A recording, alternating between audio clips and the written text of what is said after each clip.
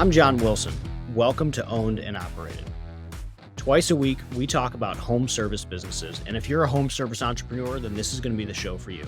We talk about our own business in residential plumbing, HVAC, and electric, and we also talk about business models that we just find interesting. Let's get into it.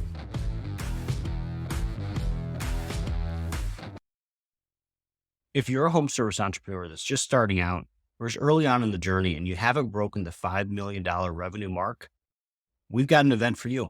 This spring in Cleveland, March 19th to the 21st, we're hosting an event at my office. It's going to be awesome. Honestly, some of the most impactful visits of my career have been visits to companies that were larger than we were, that we could take lessons from and see how they're doing stuff. Like, get a behind the scenes look. How are they structuring warehouse? How are they thinking about call center? Can I talk to their managers? Can I understand what their KPIs are? We're going to dive into all that stuff. We are here to help people get above $5 million in revenue.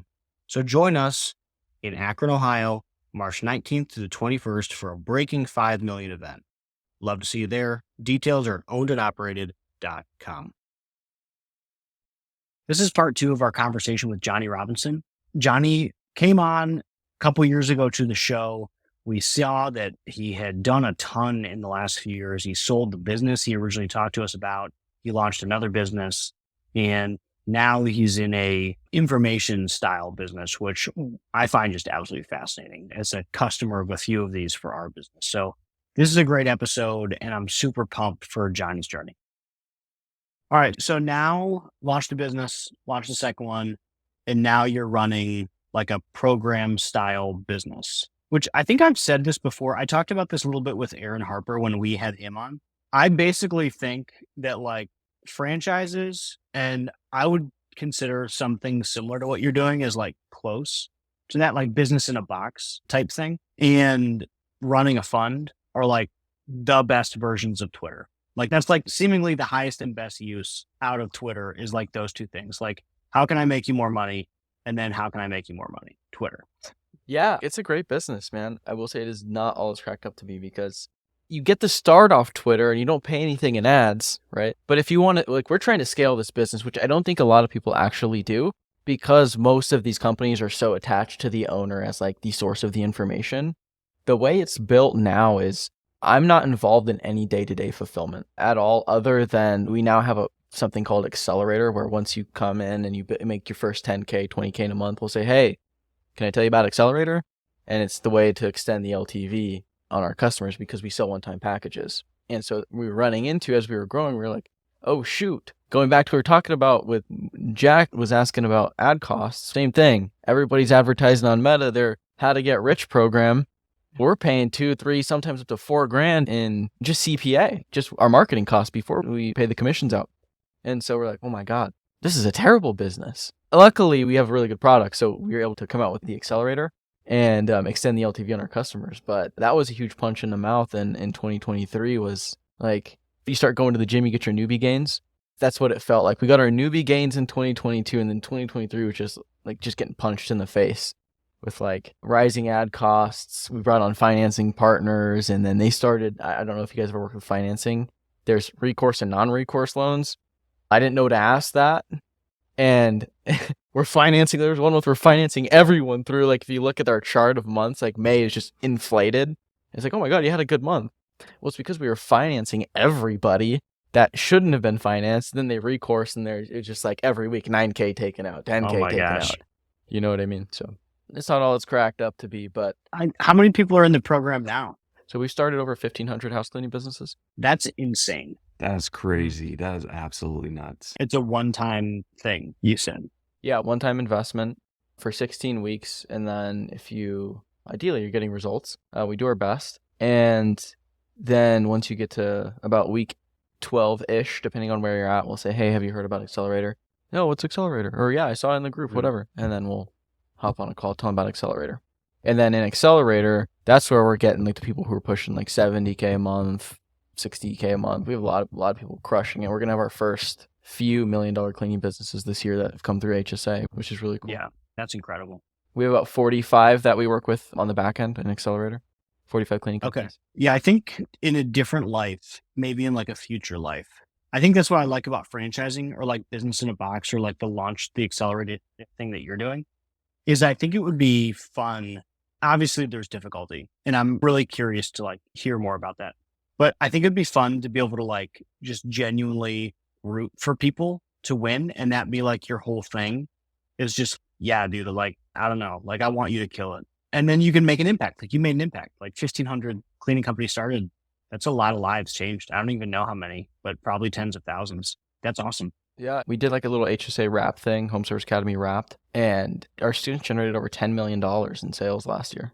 Yeah. And not all those 1,500 cleaning business. I want to be clear, like some people don't end up sticking with it. Some people don't even hire their first cleaner. We think that we've done as much as we could to make the process as simple as possible to get results. Yeah. But it's just like any other classroom, like a college class, you're going to have the bell curve. Some people get extremely outsized results. Most people do about 5K a month. And then there's the people who never even start.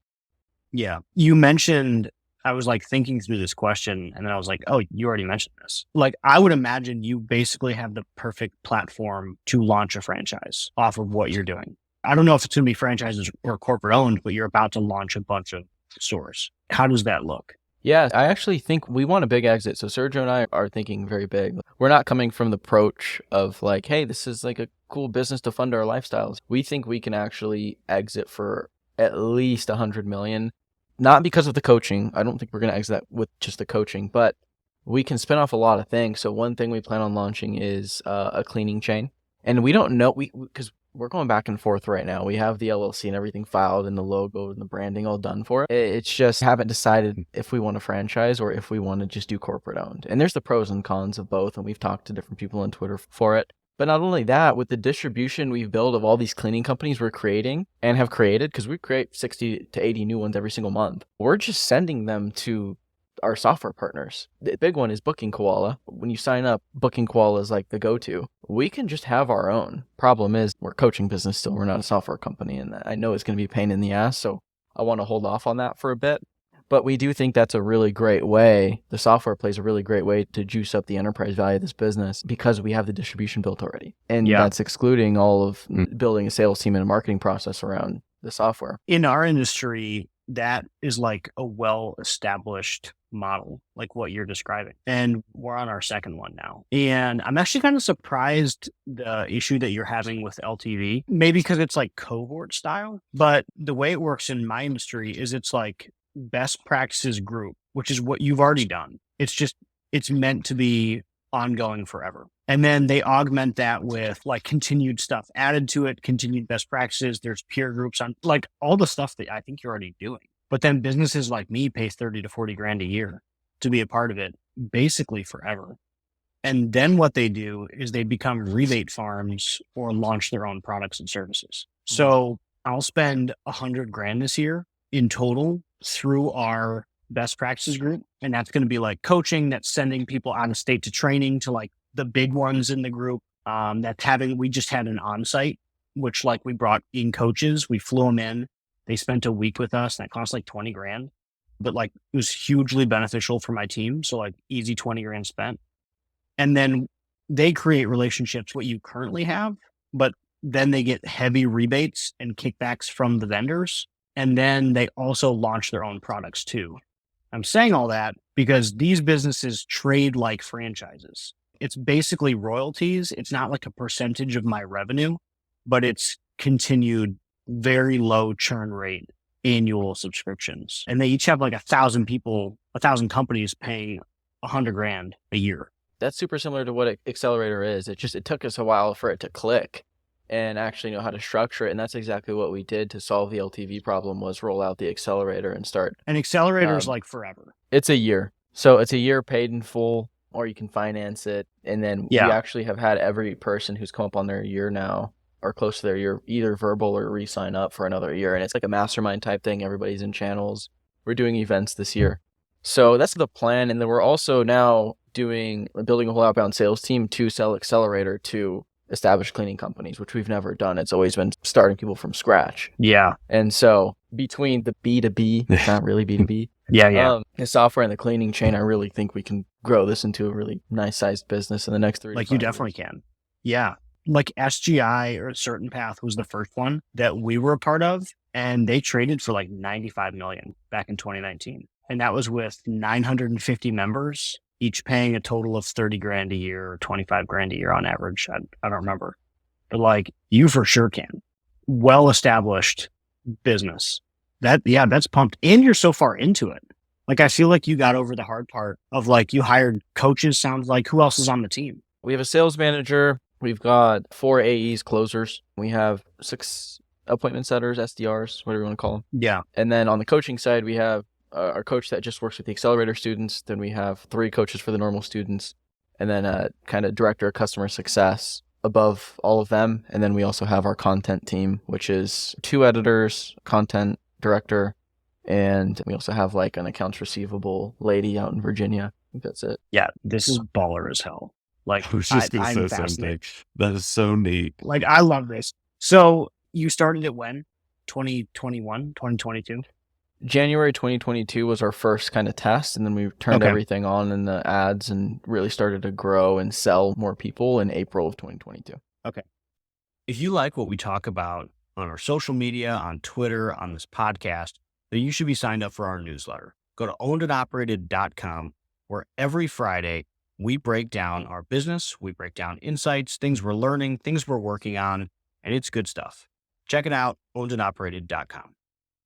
Can you walk me through the bell curve of staffing? Like, who were the first couple hires? When did you bring on the SDRs and the sales manager? Like, this is a really interesting org chart. Yeah, definitely. So I started off closing all the deals, and Sergio was like product, customer success. I'm just going to make sure we're getting results. That's how it was structured. And almost immediately, I didn't like doing the full cycle of having to set the deals, confirm the appointments, then hop on the call to close them, then nurture them through the pipeline to close if they didn't close on the call. So I immediately hired an appointment setter to set my deals because it's all inbound, no outbound. Everybody's consuming my content or consumed an ad. And so this dude was just setting them, and we were kind of in the trenches together, just building out the sales process and how we wanted the calls to go and the set process to go. And then he eventually moved to closer, and we brought in a media buyer who his official title is CMO. He's actually our third partner. His name's Gino, and he was big. He had an advertising agency that he ended up shutting down during COVID, where he was just generating leads for home service businesses, for alarm security installation businesses. And so the guy's really good at media buying. So like, hey, come in, let's launch ads, let's grow this thing. We brought in a videographer to film content so we can just get off Twitter and go on, because we saw the power of what Twitter did. So we're like, okay, let's go into YouTube, go into TikTok, let's go into Instagram, and just start pumping organic to like lower down the cost of how much we're spending on ads. Which has been the best so I was far? just going to ask, yeah, which platform? For content, Yeah. long form YouTube organic by far. Yeah. The people that watch the long form YouTube, it's amazing. It's on par with Twitter. It's between that and Twitter. Twitter is still amazing. But we hired that first sales guy. He ended up moving to closer, brought in another appointment setter, just started to repeat that process of one closer for every appointment setter up until I was just full-time management, probably around September, October-ish of 2022. And then ran the team day-to-day managing until March of 23, when I launched a search for a sales manager. And I found this baller out in Utah who the guy sold vacuums door to door for $3,500. This guy had a 60% close rate. He would set up a demonstration of this vacuum air purifier combination. This dude's a baller. Like, Yeah. that's amazing. Yeah. So Utah. If you can close that, dude, you can close any, you can sell anything, man. Like, I'm so convicted in that as soon as he told me that. And he's like, yeah, I've trained over 60 sales reps to do the same thing. I was like, dude, come in here right now. He's still here. He's been running the team. And then in the kind of coaching info industry, there's a big company in the space that would put on events. And their director of customer success, I met him at an event, and we were having that LTV problem I talked about. And I was like, dude, you need to solve this problem. Like, we can't figure it out. And it just so happened they tried to demote him or whatever. And he called me and told me, because he built a relationship with this guy. Immediately, I was like, dude, you need to come to HSA. You need to build our back end. You need to build this all out exactly like what you did. And he's like, all right, done. Signed him on. So he kind of revamped the whole coaching team to be more of an account management team, where they're not just focused on coaching and fulfilling. They're still coaching and fulfilling, don't get me wrong, but now they're also sales reps for Accelerator. You know what I mean? And then we also hired a content director somewhere in that timeline and to build out from the content and media department from the top down. So now we're posting 90 pieces of video across all platforms a month right now, and we're trying to continue to scale that because the return on that is amazing. Yeah.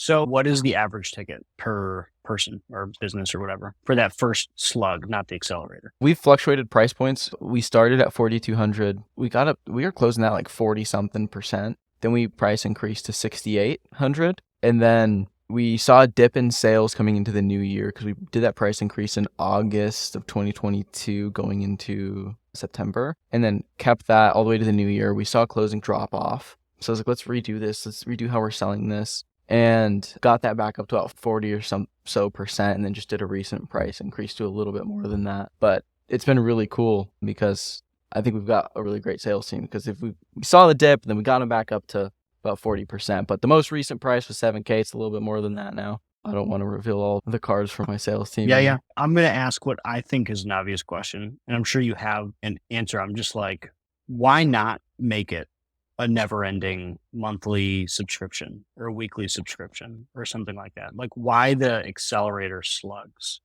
Okay, so are you asking why is it one upfront on the first, or just why is it one go on the accelerator? So what we found is we did a year. And what we found with a year was that there was no urgency. And as soon as we cut that down to a 16-week program, and we cut access after 16 weeks, like you don't get the coaching, you can have the education material, and that's it after 16 weeks, unless you want to re-up for accelerator.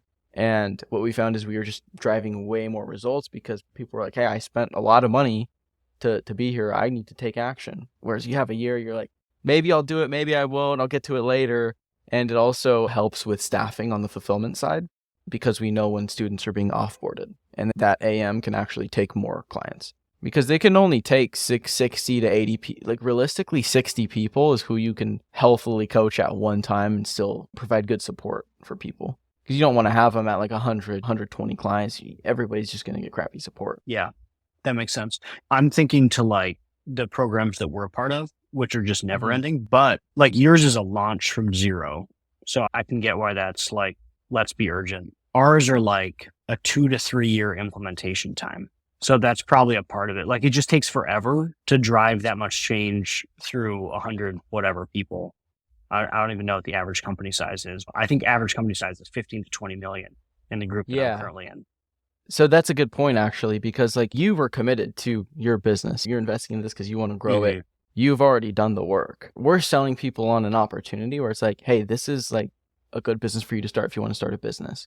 And so you'll get some people who come in who are like, hey, I want to do this business. Then you kind of get slapped in the face with entrepreneurship of, oh crap, like, yeah, this is simple, but it was a lot harder than I thought it was going to be. And so you don't have that same level of commitment dealing with somebody who's just jumping into entrepreneurship versus somebody who's willing to put up with a 2-3 year implementation.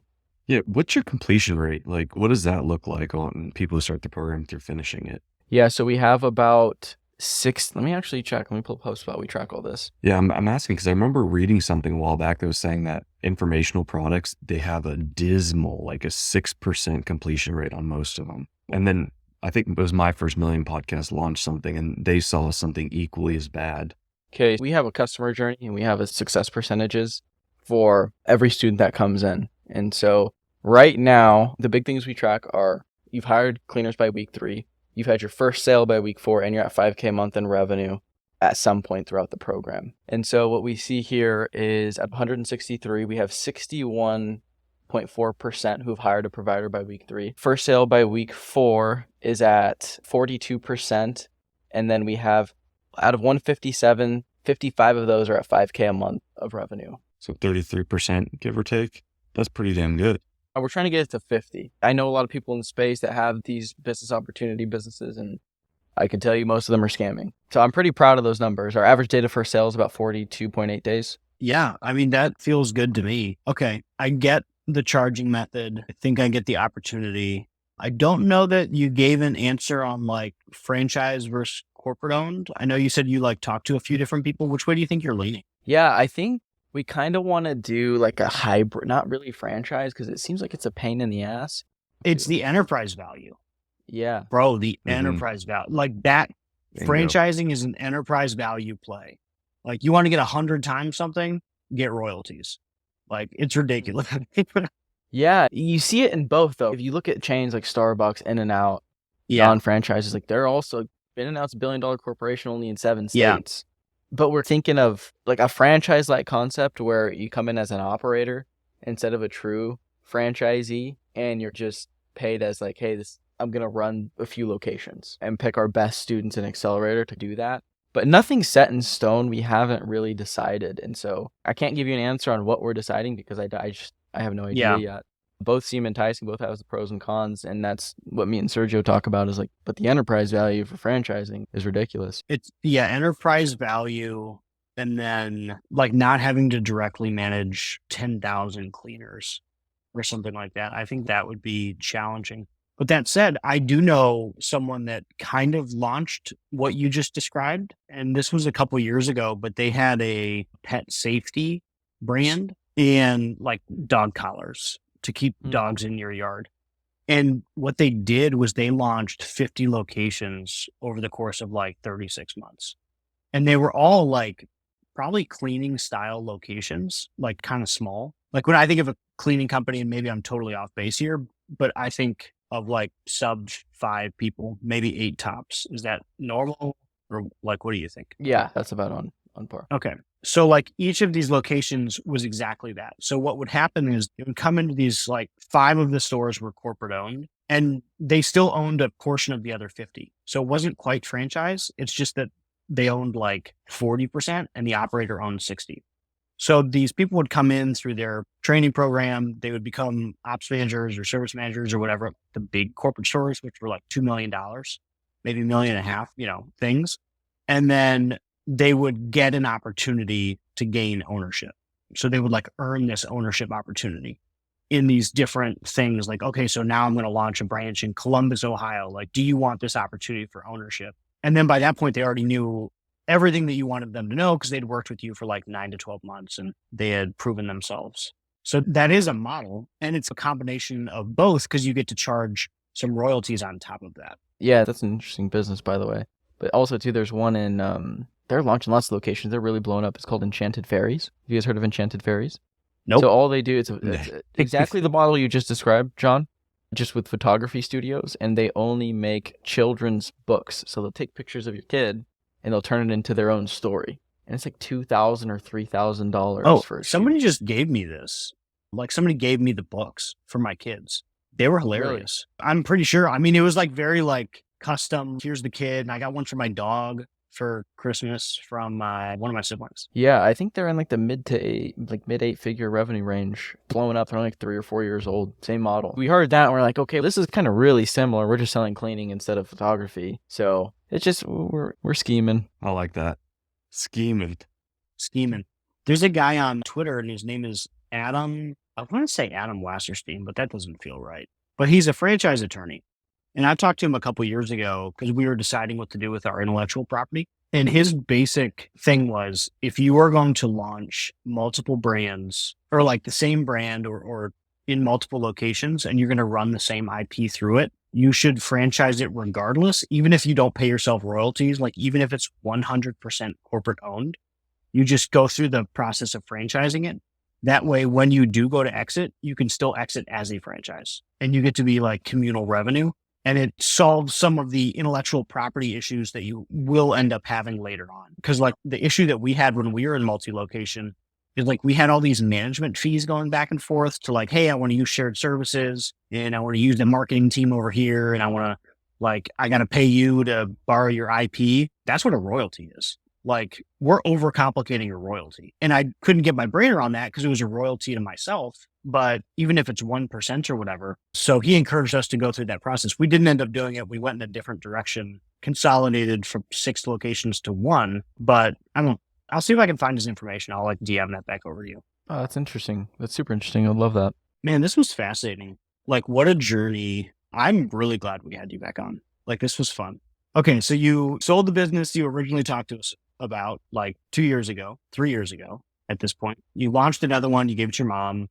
That's just like a baller move. And then since then, you've helped 1,500 other entrepreneurs succeed. That's sweet, man.